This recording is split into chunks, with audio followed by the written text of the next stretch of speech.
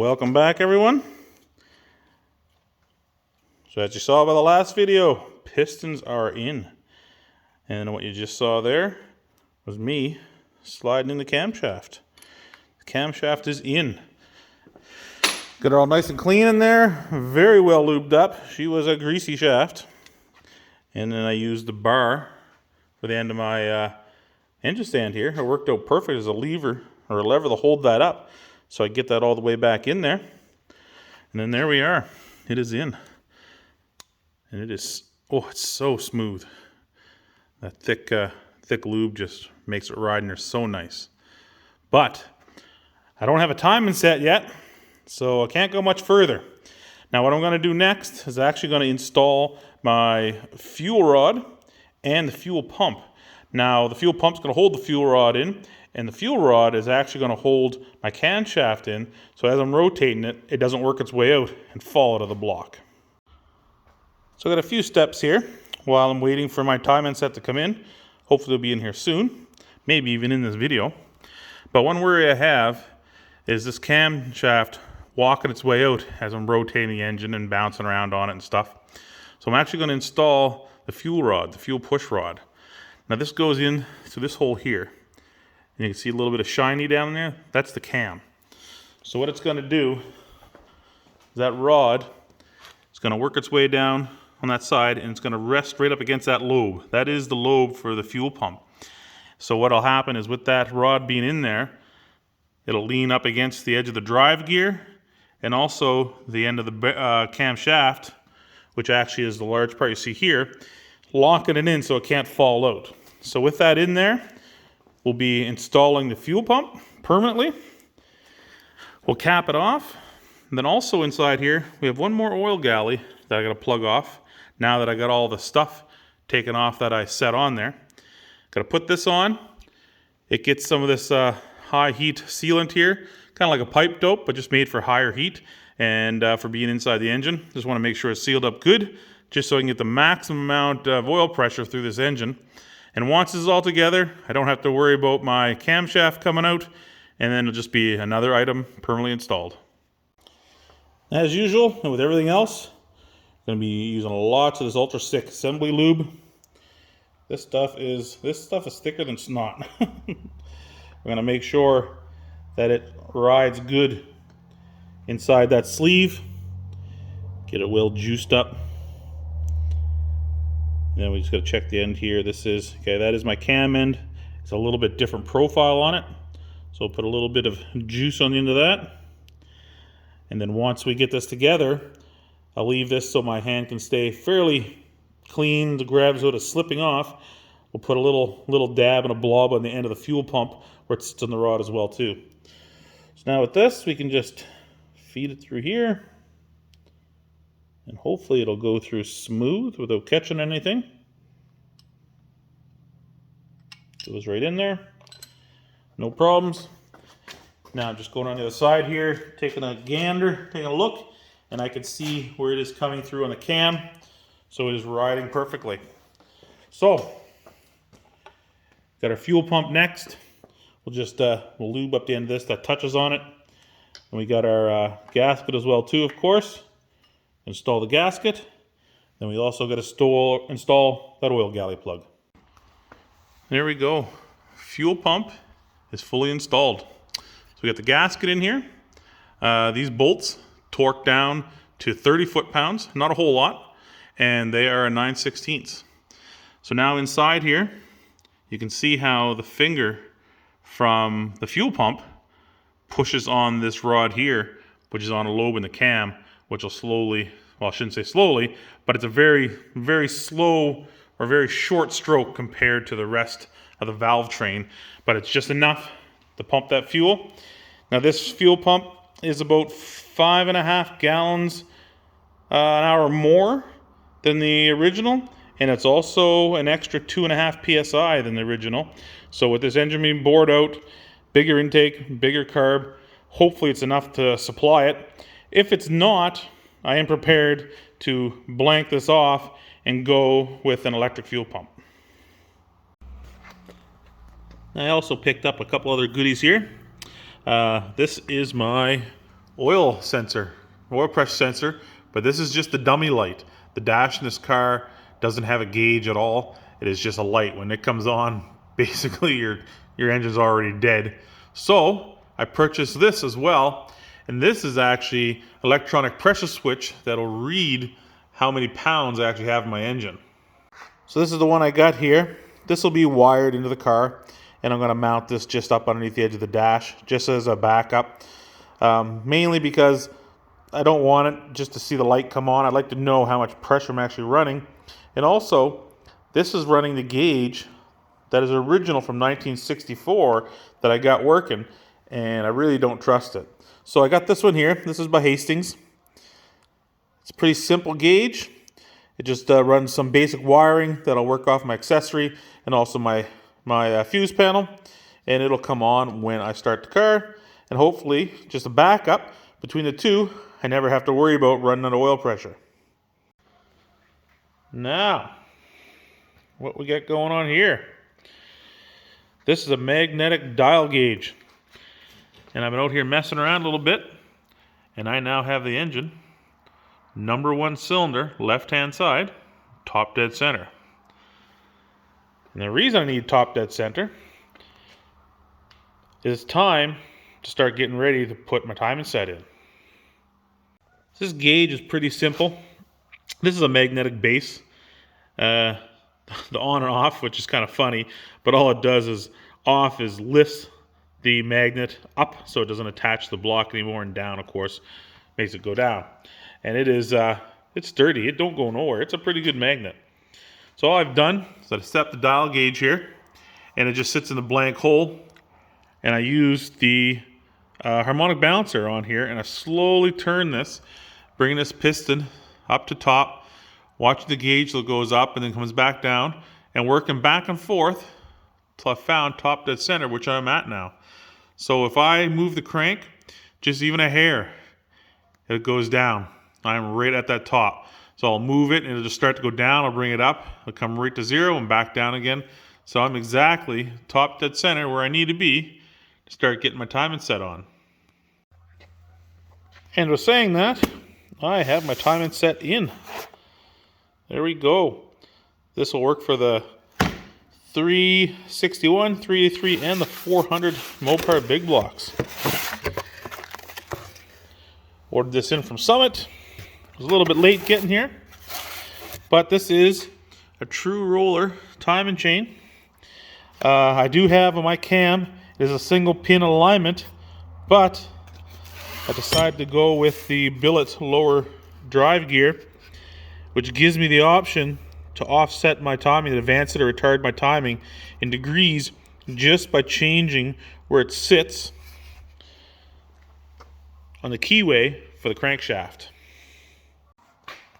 Now, one other thing before I jump right into this, because it's been a good week, I managed to get a TV installed out in the shop here.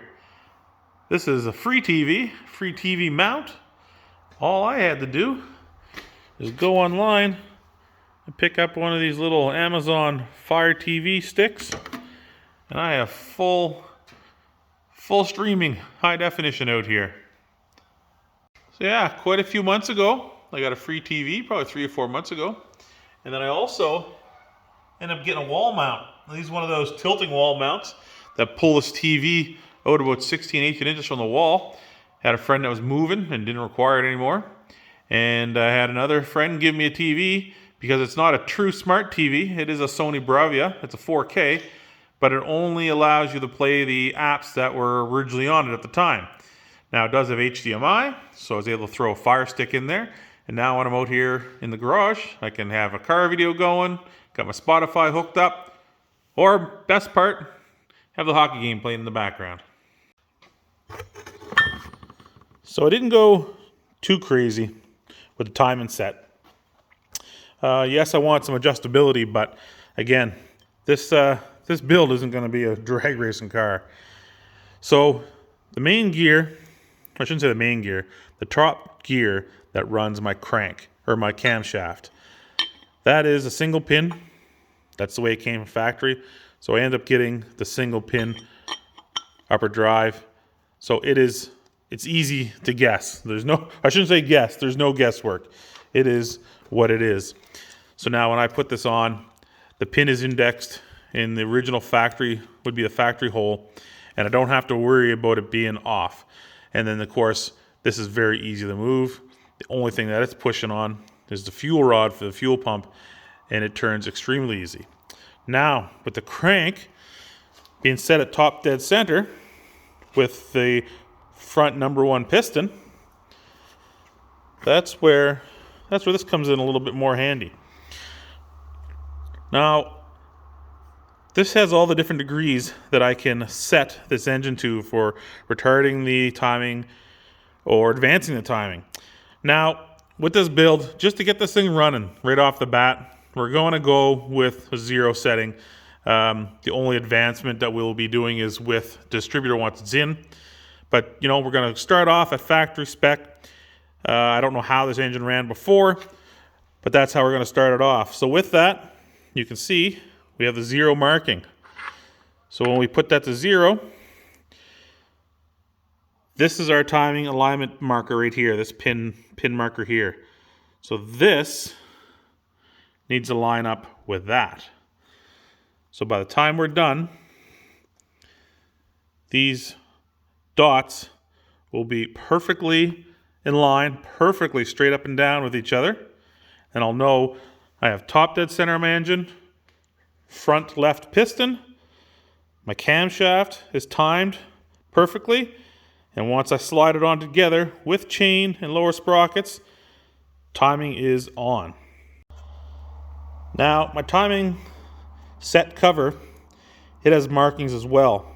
You can see the 0 there. And that'll make sure that hopefully, once I get my harmonic balancer on, it'll read 0 as well. Now all this, I just want you to keep in mind, this is not actually setting the timing of the engine. This is just setting everything to 0, top dead center. Once we get to the point we start running this, I will be advancing and retarding timing depending on the engine, how it sounds, how it feels. Just advancing a little with a timing gun, also checking the lines and the markings to get it to its optimal idle and RPM. But this is just a starting point to make sure my valve train, my heads, everything is good to go. All right, so we are ready to start putting this together. We're starting with our lower gear first. This kind of has to go in as a full assembly. This gear has to go on, and then you put the chain with the upper sprocket on, loop it, and it kind of fits all on almost as one, because there's no master link that comes apart on the timing chain, so you kind of got to fit it together. So we're going to start off on the bottom here. Again, we're at 0, and 0 is lining up with our keyway. You don't have to worry about turning this engine over too much. It takes about 50 pounds to rotate with all the pistons in. We're just going to wiggle this on here, and it's a little stiff. And ideally, I should have a nice piece of pipe to put on there. Don't freak out using a hammer. But really, it's almost no force at all. It's just too much for me to push by hand, but just enough that I can just barely tap it on. And you can hear the sound change. I'm at the back of the crank. That is it. Our lower pulley is on. Now, before we grab our chain, we're just going to set this back in here. And what we're going to do is manually line up the dots here the best we can. If you're a hair off, it's not going to matter. The links are only going to line up to that point. It may be like a 30-second off each side. But we're just going to line them up the best we can, so that when we put the chain on here, it's going to give us the closest spot to start. And also, I'm going to push my camshaft all the way in. You can see I'm actually recessed here now a little bit. That'll just give me a little bit more room when I'm trying to get that on there for it to go in place. All right, here we go. So we got our chain hanging. There's our top dead center marking there. That's going to go with this marking down here. So we're just going to kind of loop that around. Get that in the spot. We're in the guide pin. Our holes are lined up, so we are there. and it is a fraction off. And that is our tension. You can see we're pretty tight on each side, but there's no adjustment. This is going to be a hard force to get up in there. There is a little bit of a spot here. I can put a pry bar just to gently pull up on it. I'm going to have to do that because there's no other way to get this on. It doesn't matter if I pull the sprocket out anymore. I am at the distance that this is. So I'm going to get that on and we'll come back. There we go. Timing set is on. Now, it was a little bit, this is tight. This is a little harder than I thought it was going to be. What I end up having to do is get the lower gear out just a little bit and actually pull the crankshaft back out just so I could get my fingers down in the top here and hold that drive gear out a little bit. And then once I got this lined up, there's actually a little bit of a bevel in the back there and I couldn't quite get it over. But once I put the nut on and then holding this together, my hands here, you can see are inside the engine, just even, not even an eighth of a turn to maybe even I don't know, maybe it was even a third of a turn, I don't know. But when I did it, popped it right on and it slid right into place. Chain is super tight, good fitment. I'm at zero, and I haven't moved my engine at all. So basically, it's time to start buttoning this thing up, closing her up, and getting ready to move on some big and better things. So I'm going to throw a little bit of engine oil, not a lot, just a little bit around this this chain just to lube it up. I did end up putting on this piece here. This is called an oil slinger. It's beveled, so it doesn't actually, it sits in tight, and the harmonic balancer will push up against this as well. And it doesn't quite touch the chain, but it just helps throw that oil all up inside this cover to keep this thing lubricated. I have my dowel pins in here as well, and that just helps align the holes here on my timing cover. And that's going to go on. Now something I kind of did off camera here. My oil pan. This is the original oil pan that came with this engine. If you remember, this thing was just crushed, just squished right in. And I ended up using my ball joint press, or my U-joint press, I should say, almost like a metal worker. And from the inside, I ended up working this thing around. Now it's got a lot of little dents. It looks like it was beat with a sock full of nickels. But there's no holes in it, no cracks. I filled it up with brake clean, and even the nut still seals good. We're good to go. Oh, and also, it is perfectly flat. Put her on the table over here, and there is no movement, no wiggle, no wobble, so it's good to go on. So, off camera, I'm going to throw on that cover, put the seal on, turn this engine over, install my oil pan. So anyway, that's it for today. Thanks for watching. Thanks for joining. Thanks for all the new subscribers I see that are coming lately. Thumbs up is always greatly appreciated. Tell your friends, and maybe we can both learn something along the way.